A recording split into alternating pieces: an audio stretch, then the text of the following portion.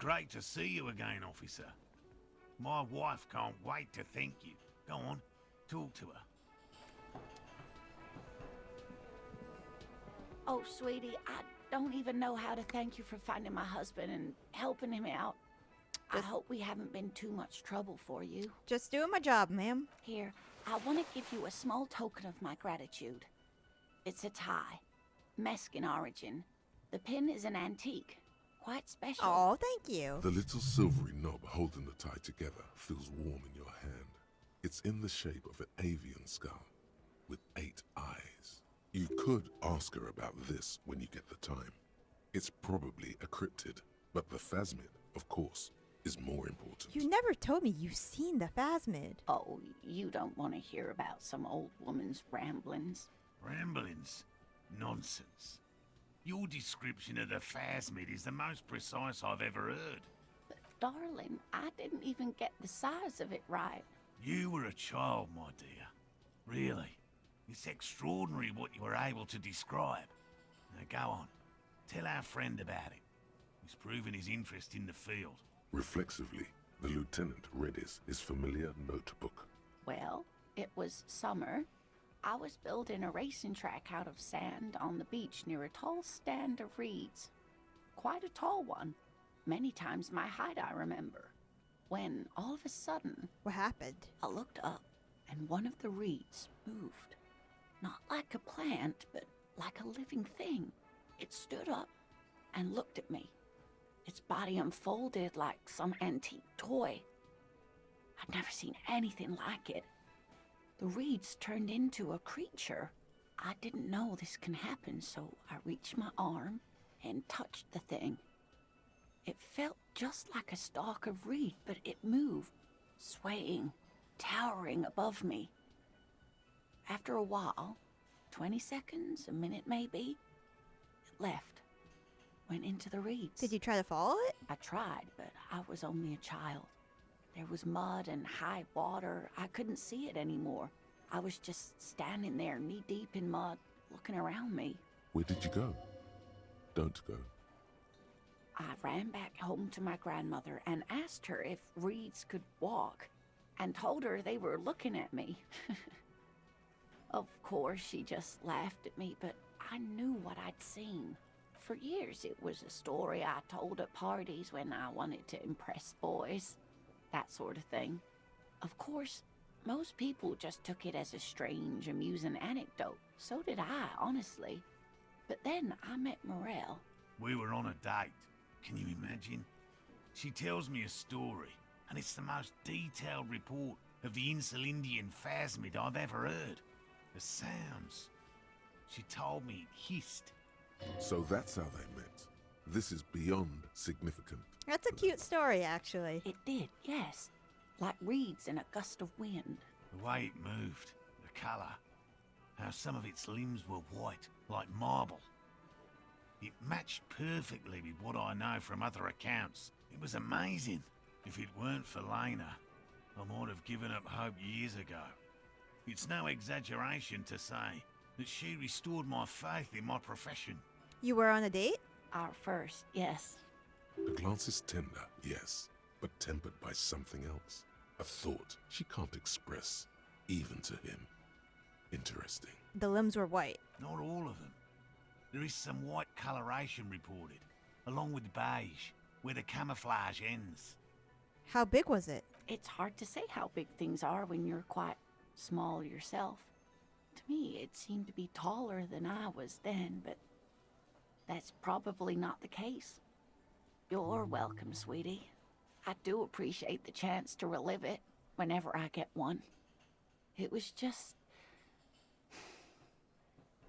such an impossibly sunshiny day.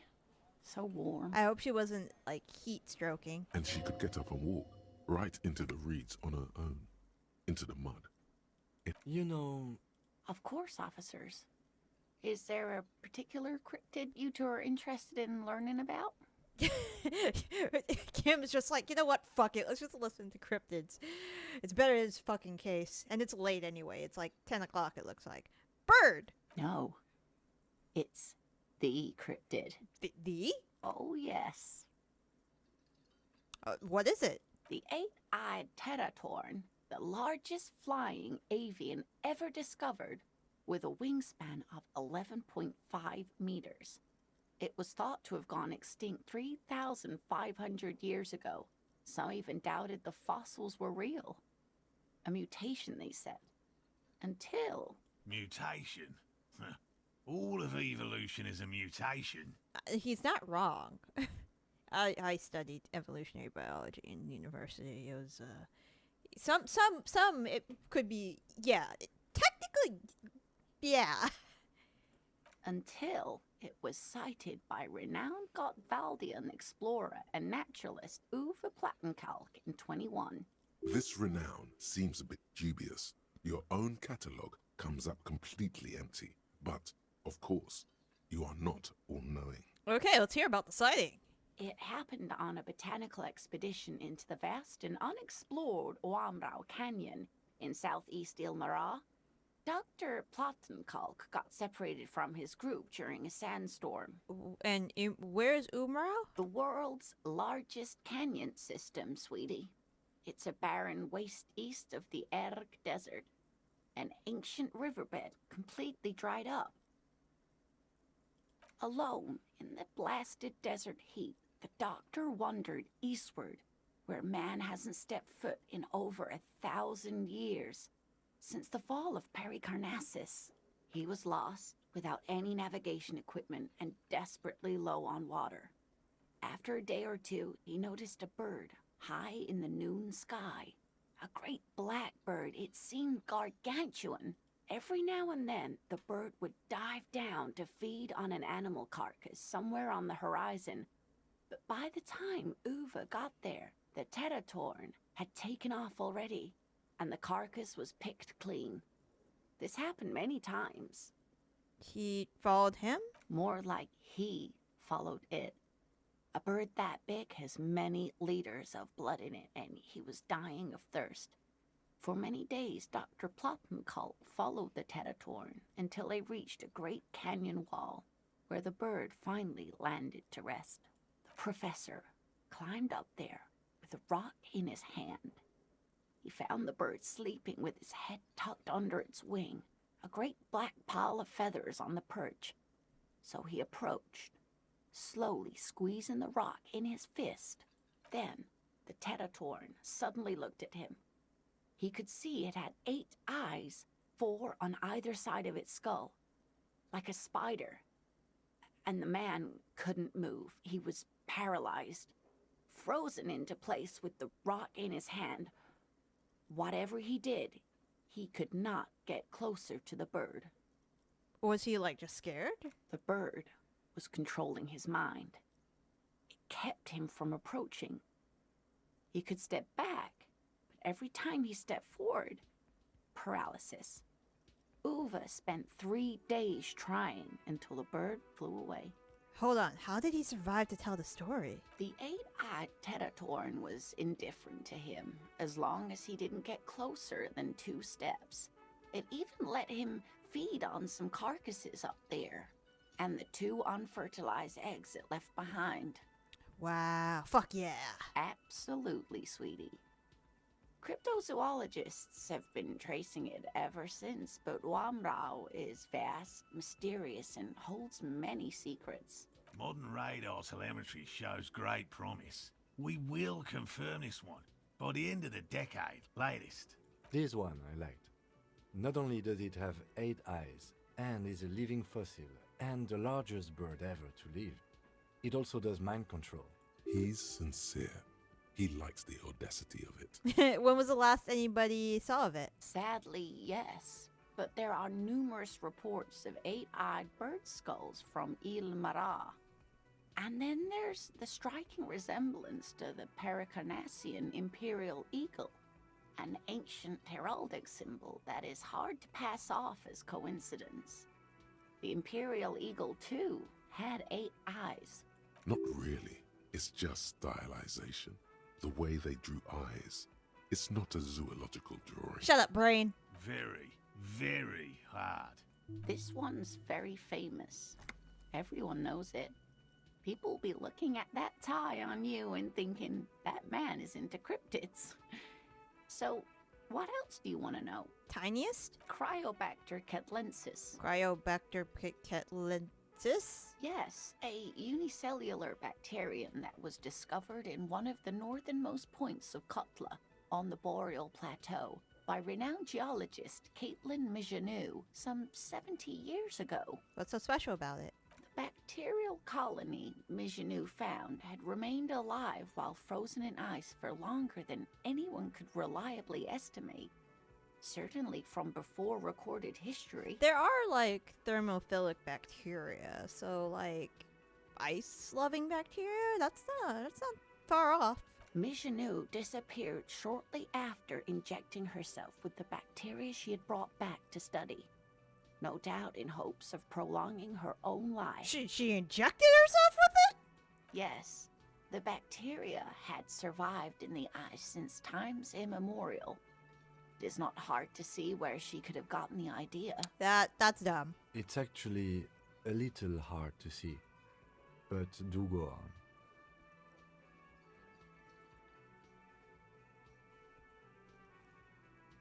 You mean there's an immortal geologist wandering around? Yes, and she's quite mad, too. After she treated herself with the bacteria, she stopped aging, but also became increasingly eccentric and irascible, so that even her oldest friends were forced to pull away. Maybe it's that chick in the church.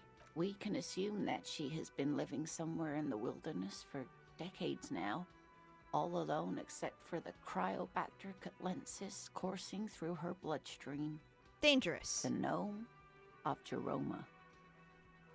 That sounds terrifying. Oh, yes. None of its victims survived. Grieving relatives never even found their bodies because the gnome's venom dissolved organic tissue. What does it look like? It was, reportedly, a small creature with webbed fingers and a protruding forehead and a gangly little thing. Quite scary to look at. Sounds fayish. A couple of campers found it when it was already dying. They heard an odd wailing in the woods and followed the sound. They were scared and wrapped it in tarpaulin to suffocate it. It still took the gnome of Jeroma an entire day to die. If the body of the creature was found, why aren't there detailed illustrations of it in science textbooks, confirming the existence of this very little species? Alas, the first scientist who got his hands on the creature's corpse put it in a jar of formaldehyde, thinking that would detoxify the gnome's venom. Instead, all the venom leaked out of the creature's teeth and into the surrounding liquid, dissolving the creature itself. A poetic end, perhaps, but a real loss for science. Alas, always alas, and then it was gone. Isn't that overly convenient? Sure, a perfectly good explanation. It dissolved in its own venom. Go on then. Ask about more gnomes or whatever. What about invisible cryptids? What an interesting question. And the answer is yes, there are. Of course. All fairy tales have someone or something invisible in them. Shh! Quiet, you can. It's the Col de Mamadakwa. Its name means thin whisper of sound, and that's precisely what it is. Self-replicating sound waves, invisible and intangible. The Col de Mama is very afraid of us, which makes it incredibly difficult to track. Col de Mamadakwa can also be translated as a whisper light and low. Yes, that's another translation. They're both quite lovely, aren't they? Although the low part is a little ironic. The Col de Mamadakwa makes, or rather is, such a high-pitched sound that other animals, including humans, can't hear it. It could be everywhere all of the time, and we wouldn't know. Fine, I'll bite. How can an animal be a sound? Many scientists have asked the same question. Some have claimed that it isn't itself a sound, but a tiny corpuscle that emits sound waves. But there's no evidence to support this theory. Why is it so afraid of us? That is a sad story. A group of university students assisting with the field work in their enthusiasm for the project, and no doubt because they were preoccupied with impressing their professors, nearly drove it to extinction. Extinction. They tried to communicate with it and had no other means but sound. So they started sending out sound waves at frequencies they thought might match the Mamadakwas. And what happens when a sound wave meets another sound wave of the same frequency, dear? This lady really should be a teacher. She's really good at the explaining things thing. Psst. They cancel each other out. They cancel each other out. Exactly. And these tests were performed so recklessly that when they happened upon the right frequency, well, they wiped out most of the population. Great regret washes over her. A wending cloth. After that, the corpuscle appears to have migrated elsewhere. There have been recordings of anomalies similar to those spotted in Ea, but they've been few and far between. It's impossible to confirm the presence of any stable Koltamamadakwa population anywhere. Of course. A common thread in these. Disappearance and unfalsifiability. I like the story, though, ma'am. I'm glad you did, dear. So what evidence is there of an animal being sound? Plenty. It's the evidence that led to its discovery. In the 20s, a group of Areopagite ornithologists, that is, scientists who study birds, were trying out a new recording technology for capturing sounds outside the range of human hearing.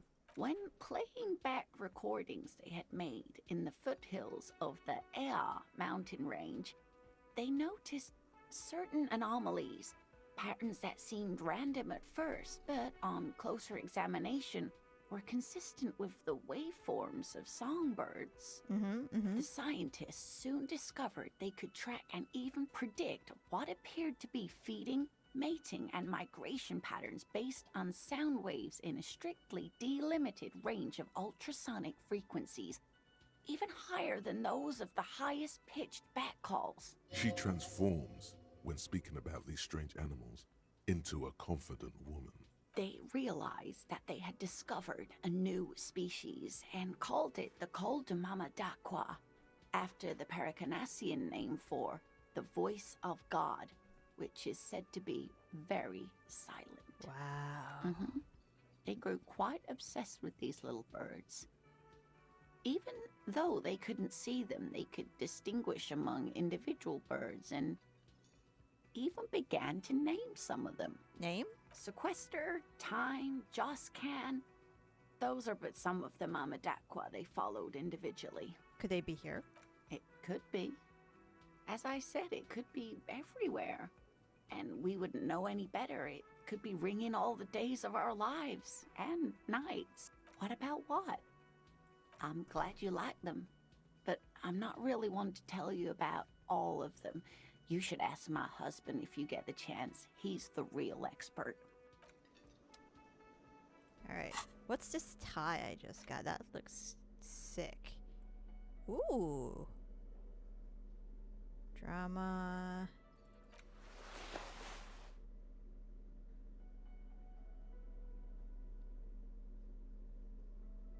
Is there anything that will give me more composure?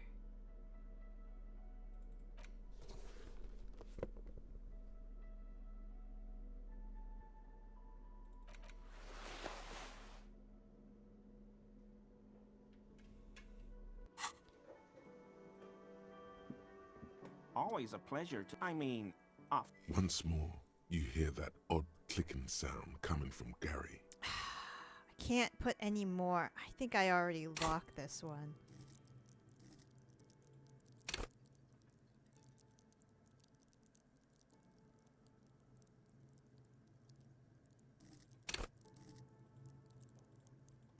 I wonder if there's a way to, like, increase a skill. Alright, so apparently there's temporary things I can do. Like buying dice, apparently. I'll figure that out. Alright, there's one thing I want to do.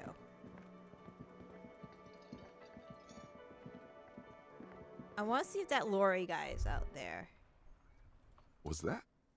Could it be? The Calder Mama Dakwa? No. It's probably just your imagination. Is it? Is it in ringing? There seems to be an extremely high-pitched ring. Ultrasonic. Lena said it was very high-pitched, right? It's like something tickles your ear. Lena also said that it couldn't be heard by any other animal, including humans. What you're hearing must just be a regular bird. Honestly, your ear isn't hearing a whole lot. The distant hum of the industrial harbor, the traffic. But, admittedly, there is a high-pitched noise somewhere there too. But then, isn't there always? There it is again. You're about to rediscover a long-lost species. It must be very close. Maybe, just maybe, it will come toward you. Keep still. It might perch on your shoulder. What are you doing? You're a police officer. Oh no. No. Too late. Keep your ears peeled then. If...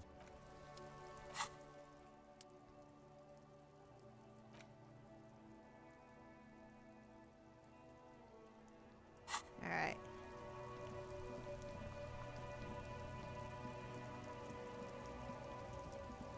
I need to buy some more medicine.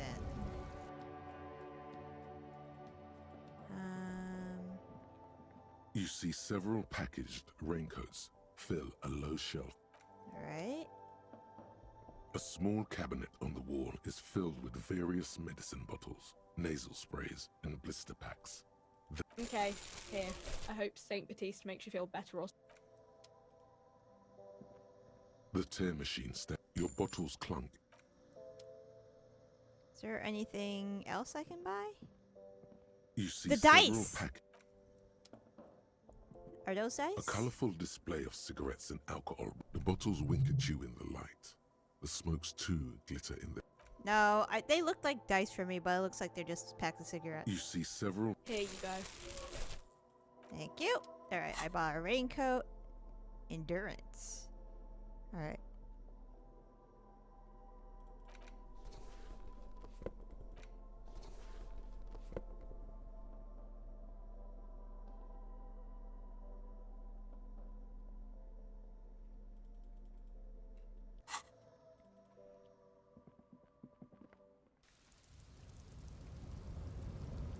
Wait, can I go into the car without anybody?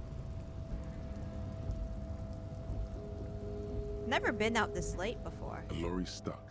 Damn it.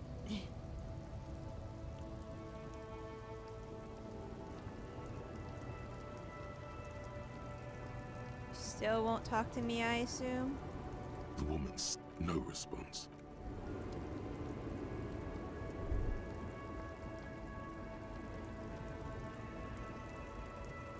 Alright.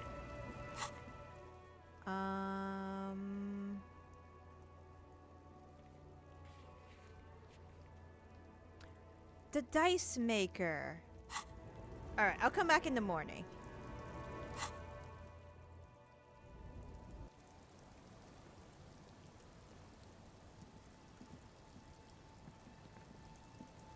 It's getting late. Good night, Good Kim. night, officer.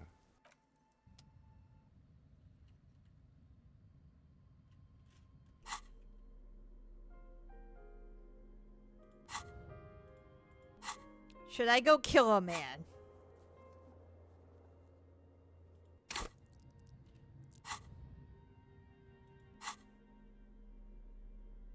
I kind of want to kill a man. Alright, where's my journal? Alright, that will call. I can call her tomorrow.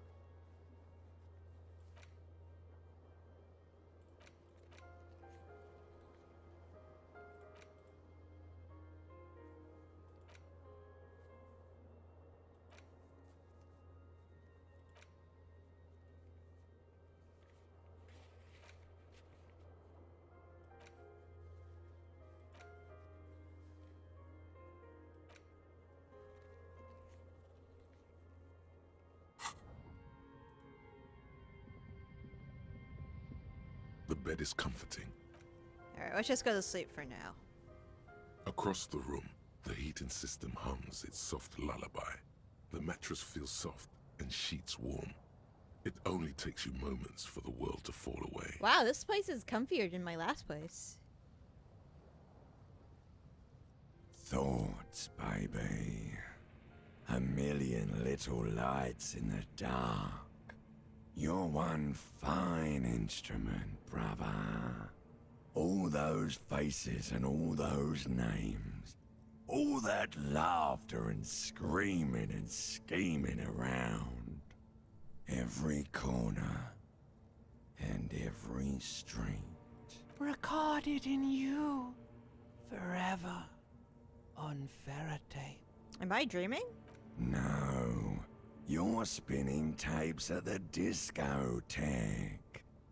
The great unceasing disco of the mind.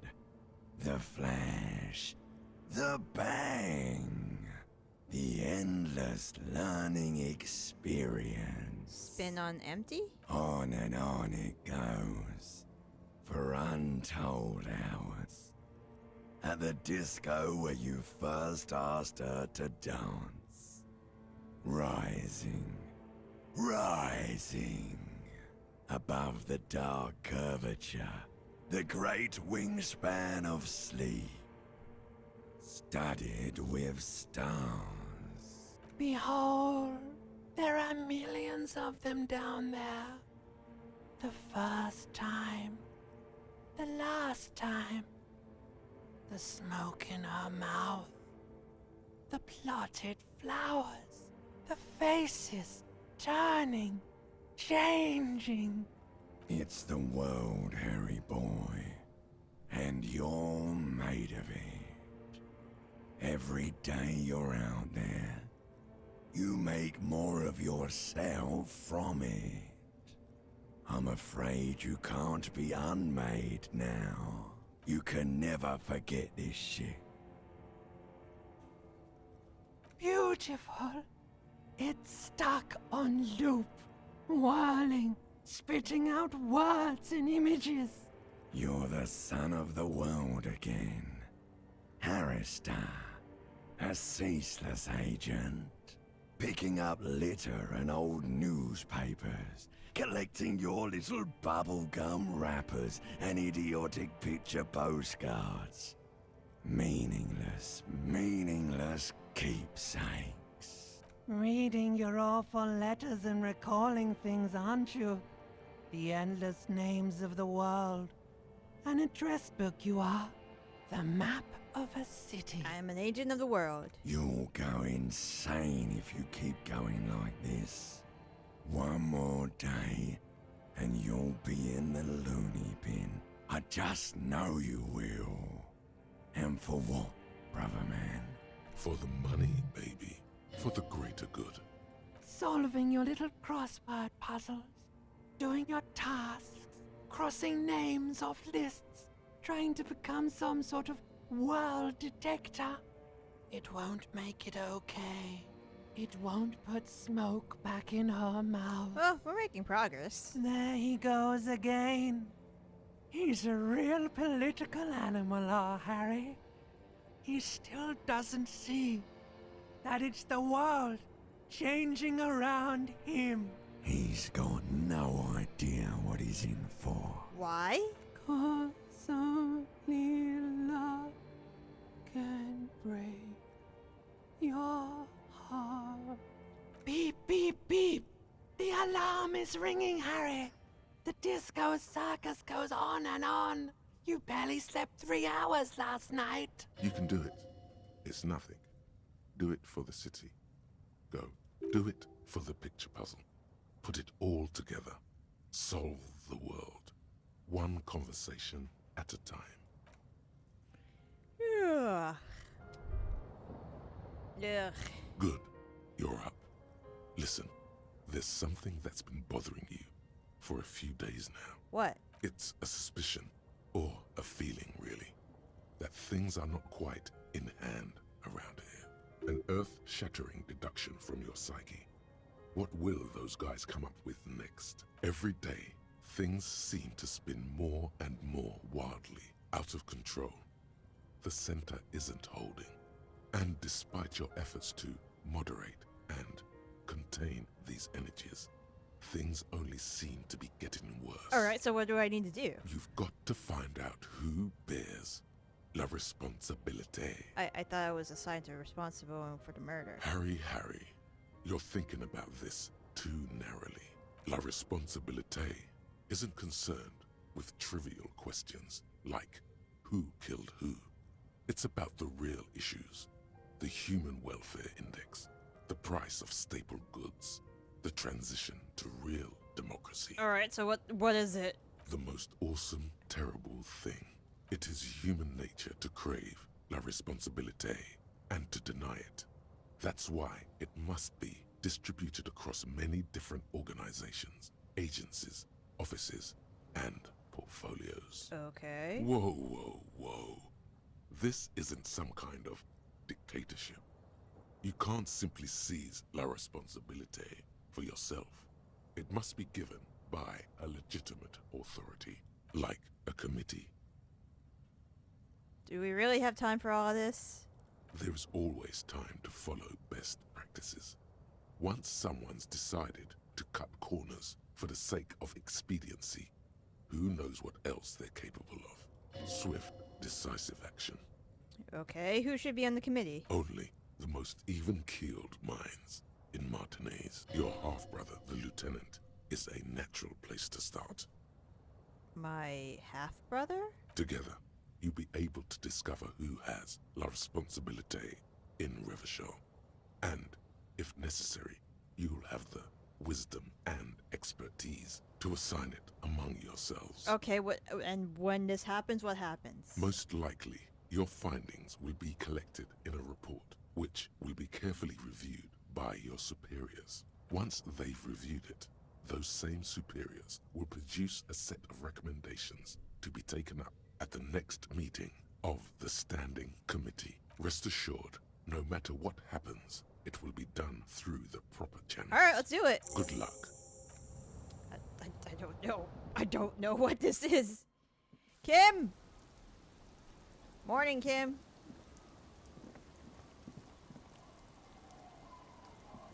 Our tenant, the policeman. Oh! I hope the waves don't keep you up at night. What can I help you with? Can you wash this for me? I can wash it for you. But it's going to take about a half an hour. Think you can stay put for that long? Mm-hmm. Hell yeah. No, we must run around ceaselessly. It would be torture to stay put. I could use a breather before another rainy day begins. Well, hand it over then, and I'll see what I can do. Must say, I'm proud of this one. It's pretty nice underneath all that filth. I hope you take better care of it than its last owner.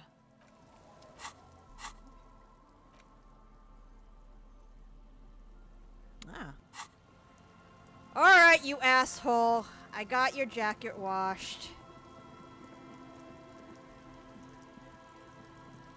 Wait, where are they?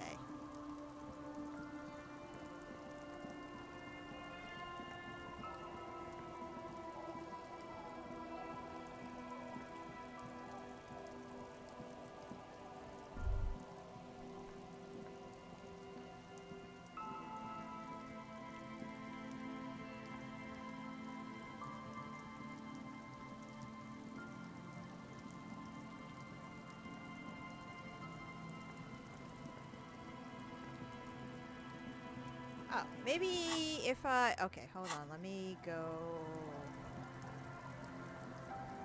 back to the fisherman village. Alright. Travel to the church. Maybe they're there. Maybe they hang out there.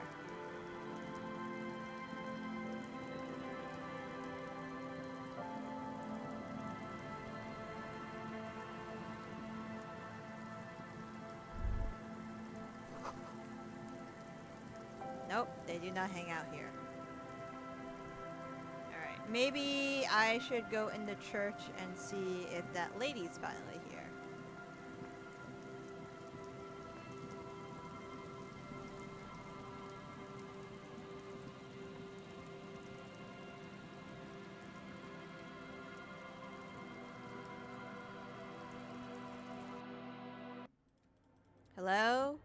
person. Okay, not here. Okay. Dude's still here. Hey, have you seen that woman? Oh, hey, Wade. There's coffee in the back. Oh, wait. I meant the mother's love. By any chance, have you heard the Viejete say the password to her computer? Too many times, Ese. You need it for something. Surveys are a good way to fish for personal information, especially in the name of public safety. Don't sweat it, vato. The password is afterlife death. What you think of that? Makes me almost pity La Nilita Pequeña when I hear it. I think we're done here, Ese. That was an interesting conversation. However, I'm still not sure how it's relevant to our investigation. Don't worry.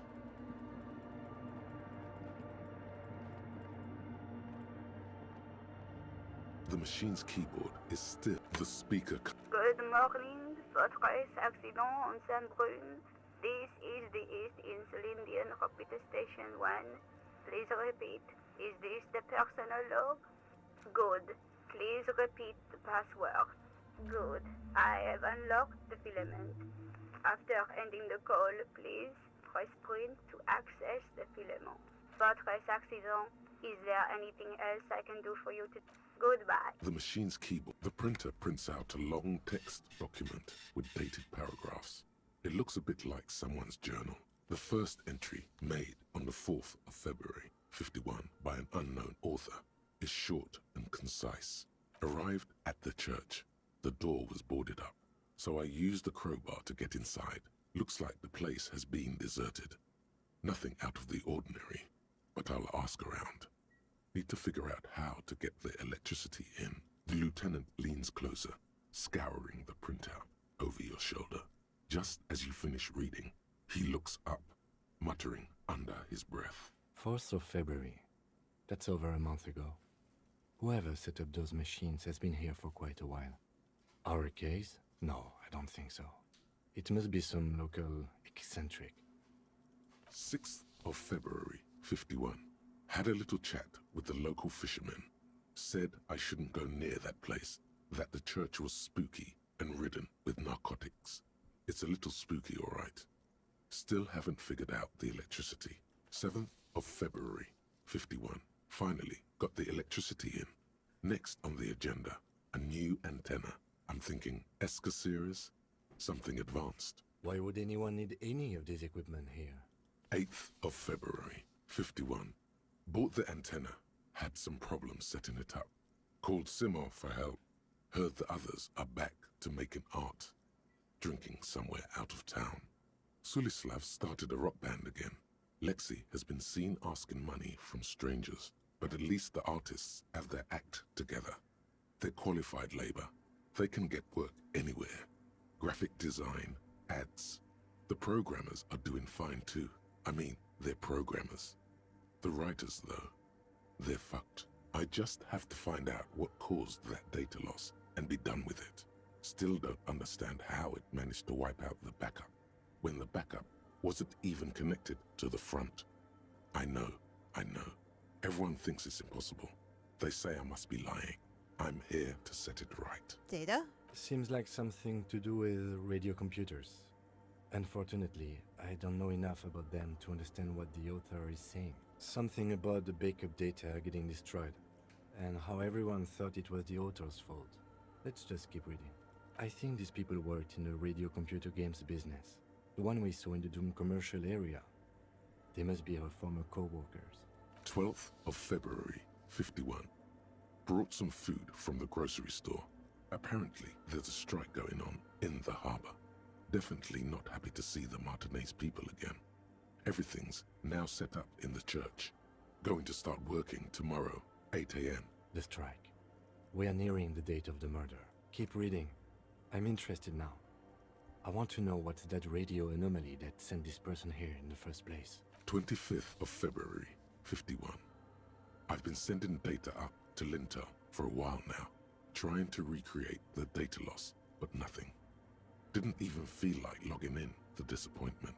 But I did discover a curious audio-spatial anomaly at the back of the church. I've named it the Swallow. It swallows sound. Need to get some mics. Is she talking about? 28th of February, 51. Yes, the first recordings confirm that the Swallow is real, and I'm not just losing my mind. It's a pillar of silence, with a diameter of approximately 3 meters. Seems like the higher I go, the less I record. This might be a coincidence, or it could be connected to the data loss that led me here. The pillar of silence. She is talking about the silence. Is she suggesting it's more than just an architectural quirk? What could it be? The lieutenant doesn't answer. He follows your gaze, studying the basins. The water shines in them. No ripples. March 51. Some kind of young disco men have appeared next to the church. I've been trying to record the silence to find the epicenter, but now it turns out I've also been capturing the future of dance music, one neo-disco song over and over again. Fortunately, the song is so monotonous, I was able to devise an algorithm to factor it out. The other day, one of the disco men came in. Before I could even say hello, she got scared and left. Good, I don't want anyone distracting me from my work. That disco man must be a cell. The girl on the ice? Sounds like her, yes. March 51.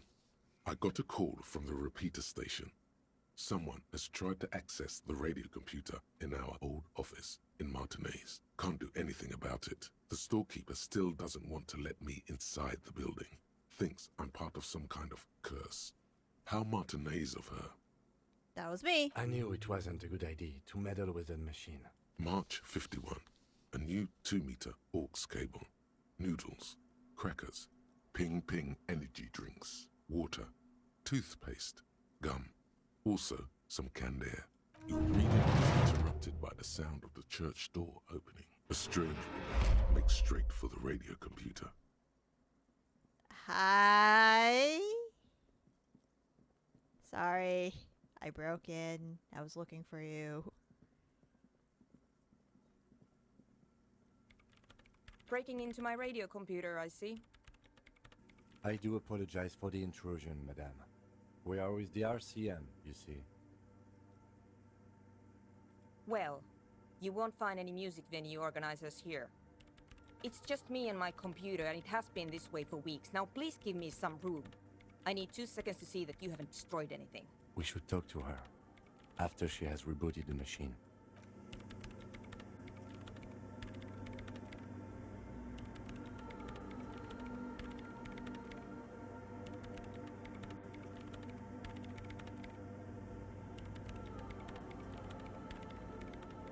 What is it?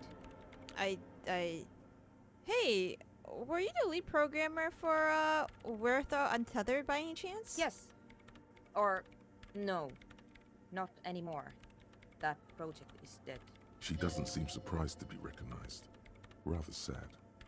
Something passes over her face before she straightens her back. What are you doing here? I am Soona Luukkanen-Kilde, the former lead programmer of Fortress Accident and RSA radios.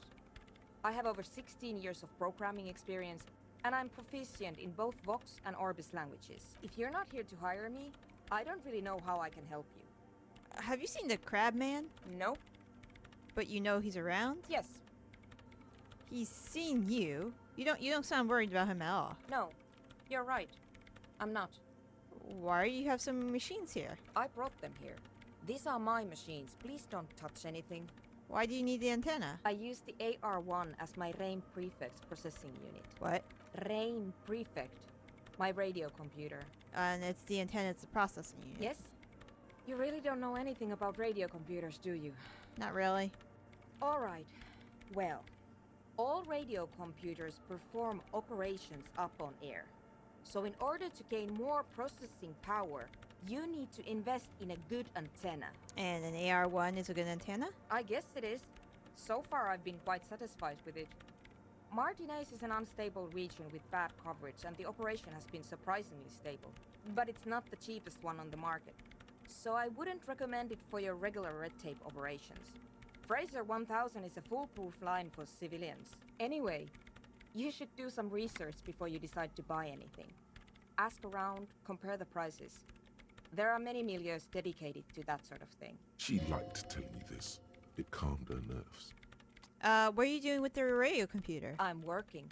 The machine seems almost alien with its pulsing core. The light casts in her face in a strange shadow. On what? Could you just shh for a moment? Or get to the point.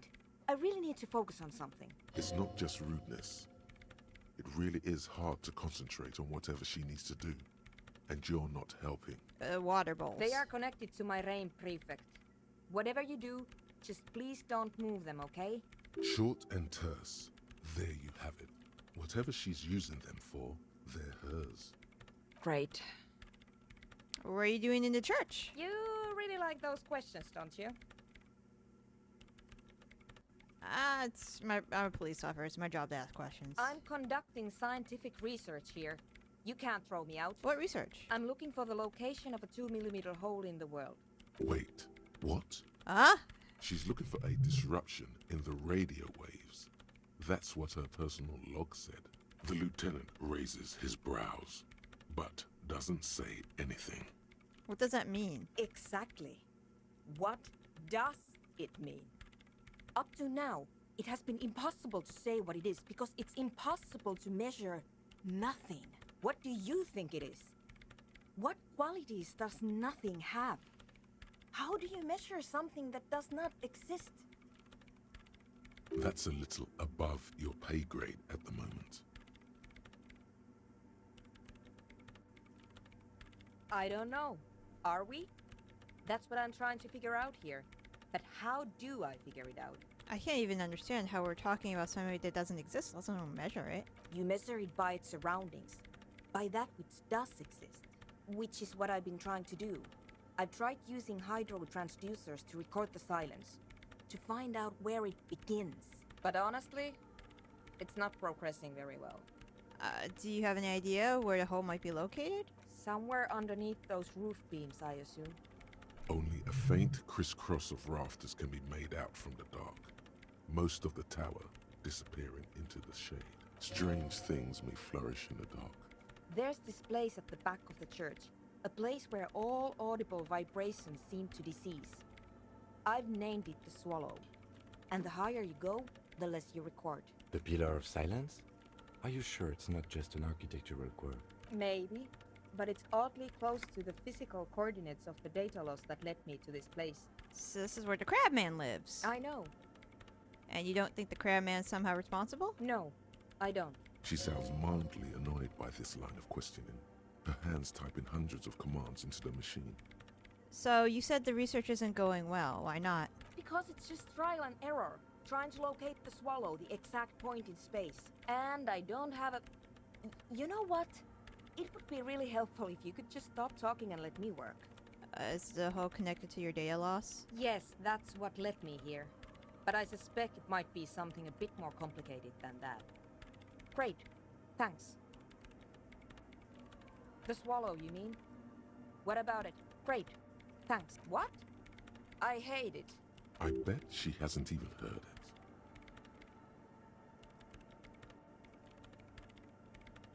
Why do you hate it? Maybe I'd have to be on drugs to get it, but to a sober mind it just sounds like uninspired rug whipping. No idea what it has to do with either dancing or music. Alright, how do you feel about a club for dance? This is about those speed freaks in the tent, isn't it? I've got some news for you. It's not a nightclub they want to build here. What do they want to build? Take a guess, why don't you? A dance club? I can't believe they got you so easily. Go have another talk with those up-and-coming entrepreneurs, will you? Thanks. Good luck.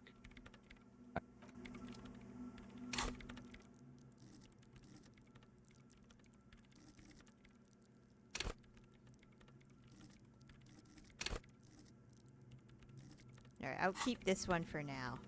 Alright, let's go talk to those rambunctious scallions.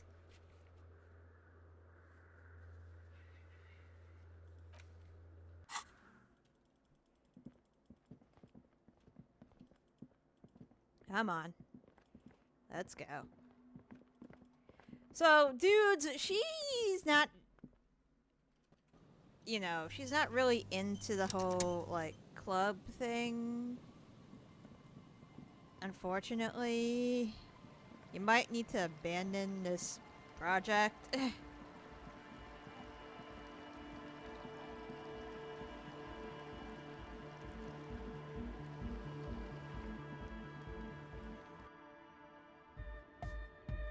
Hi again. So, how are things going? Yes? What's the deal?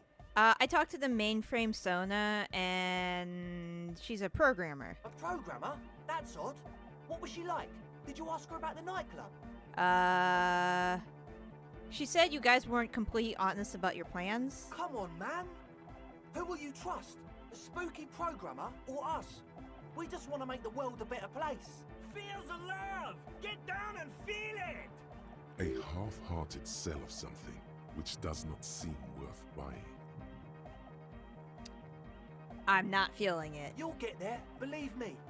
When we've got our gear set up, things will be flowing and pumping. Anyway, now that it's settled, how did she seem? I mean, disposition-wise, about the dance club idea. Yeah, owed her 9. Rocking it or dropping it? Ash didn't like the idea. What a pity. That's my favourite thing in the world. And she doesn't like it at all. A shame. What can we do now? Do you see a way out of this jam? And into a laser-lit future of dance and unity? Unity! Dance! She made it very clear she won't leave until her own project is finished. And you can't just evict her? I won't evict her. Look at you, Honor Man. No, Noid. He's right. Maybe we've approached it the wrong way after all. I'm sure there's a workaround. We can make a deal not to bother her. If that's okay with her, we only want to get in the church and spread the joy and ecstasy of music. The lines in the dark exist. Coexist. You guys are all on drugs. At least Crabman seems like an advanced being. He's hard. He'll understand. Yeah, he can do his climbing thing in the tower. And the programmer, does she like Nordic dance music? She hates it. Egghead cannot believe what she just said. It makes him pump the jam a little slower for a moment, but then he returns to the full swing of it. No worries. We'll figure it out. If coexisting fails, you can always muscle her out, right? If it's all okay with you, what do you think? I refuse to throw her out, but I can try convincing her. Excellent! Good luck, my friend. I do not want to do this. Goodbye, officer. This is... I do not support this! Alright, I'm going back to the lorry.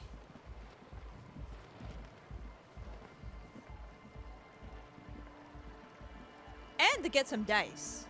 Apparently my real life and my interests are crossing.